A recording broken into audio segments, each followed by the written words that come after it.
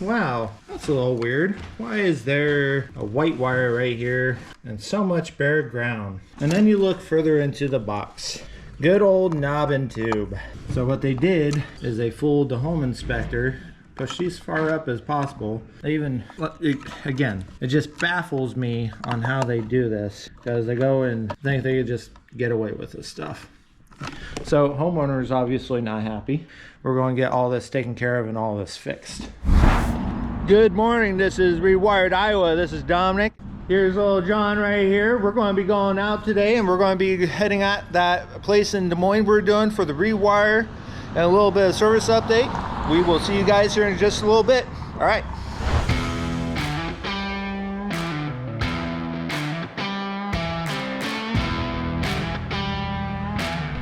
All right, we are currently here in Des Moines and we just pulled up. Earlier, we just introduced you to John and now we are introducing you to... Hello. Frank. Hi. It's just Frank. Just Frank. Just Frank. Hi. All right, so today we are here. We are doing a rewire slash panel service upgrade slash EV charger installation. And what prompted all of this is that the homeowners were wanting to fill in their attic with insulation and they found out that there was knob and tube. The installation company would not do it because the knob and tube up there and it is against their code in order to do it. Now we were going to just switch out the wiring, but they also wanted to go and add in an EV charger into their garage. But considering with the current service being only 100 amps and not much space and the amperage of the car charger they're wanting to put in, prompted for this 200 amp update along with several fixes. So that's what brings us here today. We are going to be working on several factors of getting this up to date and getting it ready for service change out date along with EV charger installation. But anyways, we will be back and we'll get set up and we will show you what we're doing. So we are back at this house that we are doing in Des Moines. It is a home rewire slash redevice. So as we're pulling these out, you know, obviously you got these, you know, nice pieces of Romex. No need for rewire. So we already went up in the attic, made sure that was all good. So then you go over to here and then you see Romex. I'm thinking, wow, that's a little weird. Why is there a white wire right here and so much bare ground? Well, as a ground, I should say. And then you look further into the box. Good old knob and tube. So what they did is they fooled the home inspector, pushed these far up as possible. So that way when you go and take the plate off, you see inside, you look, you see Romex wires pushed off to the side. Oh, it looks like it's good. But that's where you get the hack electricians and they don't do it properly. They even, again, it just baffles me on how they do this because they go and think they could just get away with this stuff. So homeowner is obviously not happy and by all means, they shouldn't be happy. We're going to get all this taken care of and all this fixed. So with that in mind, we are going to be taking all this stuff apart and making sure the customer gets taken care of right. By the way, everybody, Frank's over here with us today too. Morning. You can go and watch him be on the floor for a little bit. What I want you to do is show them how you're wiring the outlet and why we don't backstab devices. Let alone the inconvenience of just shorting, flickering, premature wearing out. We actually tighten them down and then we tape around it to prevent any electrical shorts because we still have metal boxes. I learned all that in the school you guys put me through. Thank you, Rewired. So yeah, with that in mind, what we're basically saying is, you know, the companies make things and they make them UL listed. But here's the thing, they don't come up with the electrical code. Now with the electrical code, that is a band of inspectors, the boards, and everybody coming together and say, hey, this isn't right, or this isn't right. And by all means, backstabbing into a device, which if you see right here, you can see a hole here, here, here, and here. This is for each prong that you can go and put that in. Now the grounds, you can't backstab. You have to wrap it around, tighten up the screw. But with this, again, you can backstab, and you can backstab with 14 gauge wire. Some of them can go up to 12 gauge and you can go and push in as well, but depends on what brand of outlet. These in particular, we do not do any of that. We actually wrap the wire around the screw, tighten it down that way. It makes a secure mechanical connection, because anything like this, since this is a bad old outlet, I am going to open it up and show you exactly why we won't do any kind of backstabbing on the device. As you can see right inside this, where they go and push in for the hole on that, that right there is literally all that's gripping onto that wire. That's it. So after time, what happens is that since the electrons go across any kind of copper or aluminum conductor, it vibrates at a high frequency, or even at a low frequency, it doesn't matter. But with that in mind, tab gets bent a little bit, and then what happens? It doesn't like to stay on. So therefore, the wire gets loose. That creates, as what Frank would say, more resistance, because there is no connectivity, and that what creates arcing, and that's why outlets get burnt up. So that's why, kiddos, we do not backstab devices.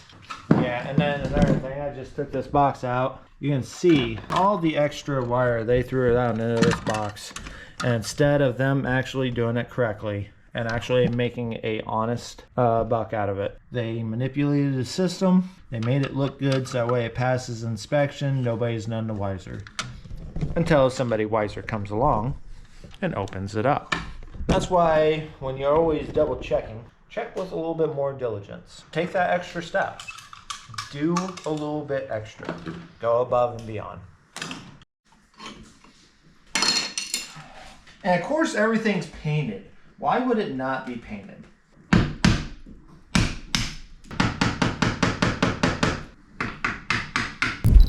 I'm taking you away from Frank for a moment because while pulling this out to make sure of things, look at this. They ended up taping around it like that, which again, not really the right tape to use, but this fell right on out because got loose. I mean, again, you shouldn't be able to just grab it and just go and pull it. I mean, it's detrimental, it's a fire hazard. Just don't do it. I mean, pure laziness. I don't get it.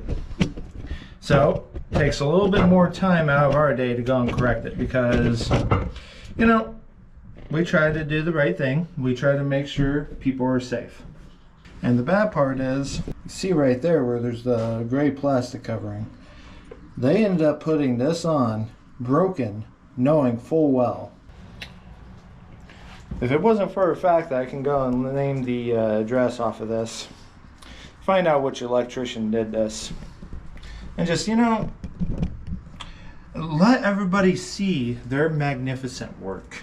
I mean, it's just priceless, absolutely priceless. Be able to use a switch box from over here, power source, neutral, because the neutral they just left in there, not tied off to anything. Same thing with the grounds. So you got, not exactly sure which one this does. I believe it's just a switch leg on its own. But you have a power coming down, so that's feeding all of these. You got this for your 14.3 in here. This is for your light here. This is for your fan, or this is your light, this is your fan. Because this was in here, but as you see, it was tore off, this plastic piece. So they just taped it, called it good. Well, this one is the power coming in to feed all this. Right, that's what I'm saying. That's the neutral. But I don't know neutral and ground left. That's what we got going on here. Okay. I'm going to get a switch, replace that one, and then get this properly wrapped around the prongs. Did it snap off of it, or? No, this was broken initially. This just literally fell right on out when I pulled these out. Oh dear.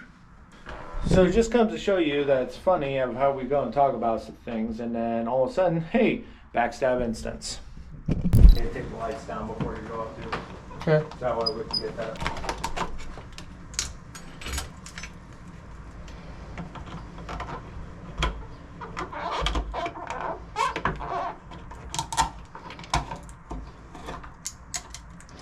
Really? What's up?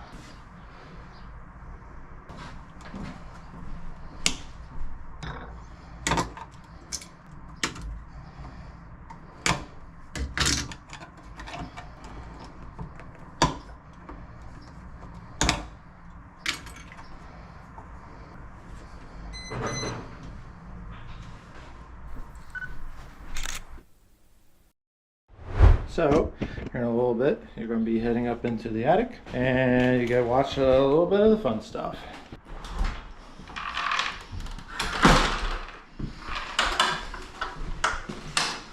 So, as you see from over there, all the ground's going here, there, everywhere. We've eliminated most of it. You see where a 12-2 was going from there. It goes down over there. That is not true. They ended up putting the 12-2 in a spot where it looks like it was 12-2 if you go and open it. So we'll be back here in just a little bit, and we'll give you a heads up on what we find. All right, so we got nursery all rewired, new switch. We got this done. We need to get a cover for that, but all rewired, all redone, rewired, and of course accidental holes, but you know, plaster damage, it happens. Then we got sconce lights for in here, hall light, new set up here, fan. We had to cut in a hole in the bathroom, refish wire down here because it was open air spliced with an oven tube. This has all been redone. Master's been all redone. Jumbo switch cover, outlets taken care of. A new 3-way switch to go and turn on from over here and turn off from here. And that concludes today, other than putting that switch cover on. And till next time, we will be back on Tuesday to get started on the main level and getting the lights and oven tube out of there before moving on into the basement. And then we're going to be working on the main service afterwards. All right, guys, have a good one.